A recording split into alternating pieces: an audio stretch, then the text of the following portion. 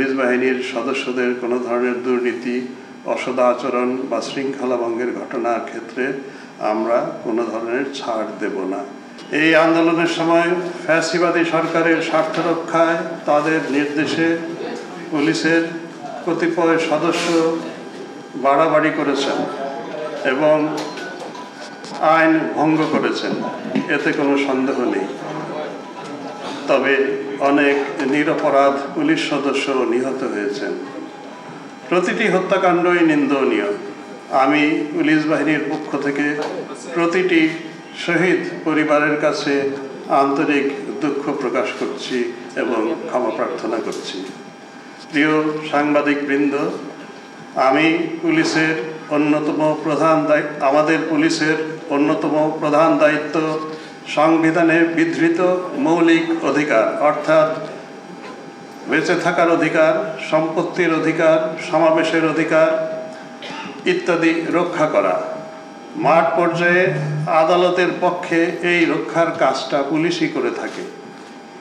এই বাহিনীর সদস্যরা দেশের সকল সময়ে সর্বোচ্চ আন্তরিকতা, নিষ্ঠা ও পেশাদারিত্বের সাথে দায়িত্ব পালন করার চেষ্টা করে আসছেন। আমরা আমাদের উপর অর্পিত আইনি দায়িত্ব পালনে প্রতিশ্রুতিবদ্ধ। প্রিয় বন্ধুগণ, আপনারা জানেন 5ই আগস্টের পর বাংলাদেশ পুলিশ এক বিশাল চ্যালেঞ্জের সম্মুখীন হয়েছে। পুলিশের জীবন ও সম্পত্তিরও ক্ষয়ক্ষতি হয়েছে। তবে দেশবাসীর প্রত্যাশায় এবং সহযোগিতায় এবং সরকারেরও সহযোগিতায় ধীরে ধীরে বাংলাদেশ পুলিশের অপারেশনাল কার্যক্রমে আমরা গতিশীলতা নিয়ে আসার চেষ্টা করছি।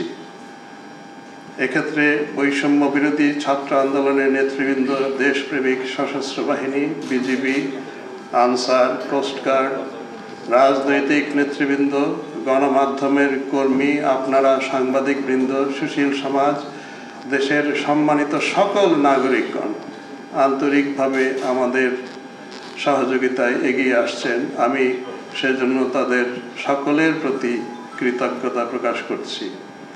আপনাদের মাধ্যমে পুলিশ সকল সদস্যের প্রতি আমার আহ্বান, একটি সুশৃঙ্খল বাহিনীর সদস্য হিসাবে যথাযথভাবে নিজ নিজ দায়িত্ব পালনে আপনারা নিয়োজিত থাকুন। আপনাদের পেশাগত নিরাপত্তা ও সার্বিক কল্যাণ নিশ্চিত করা আমাদের পবিত্র দায়িত্ব। প্রিয় উপস্থিতি, আমার আরেকটা প্রধান দায়িত্ব হবে দেশের আইন শৃঙ্খলা পরিস্থিতির উন্নয়ন। সমাজকে একটা স্থিতাবস্থায় এনে একটি অবাধ, নিরপেক্ষ ও সুষ্ঠু নির্বাচনের পরিবেশ তৈরি করা। এই লক্ষ্য অর্জনে আমি আপনাদের সকলের সার্বিক সহযোগিতা কামনা করছি।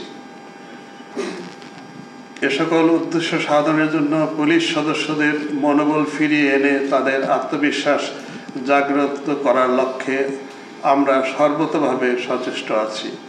দেশের জনগণের সমর্থন এবং সহযোগিতা ছাড়া পুলিশের একার পক্ষে বর্তমান পরিস্থিতি থেকে উত্তরণ করা দুরূহ।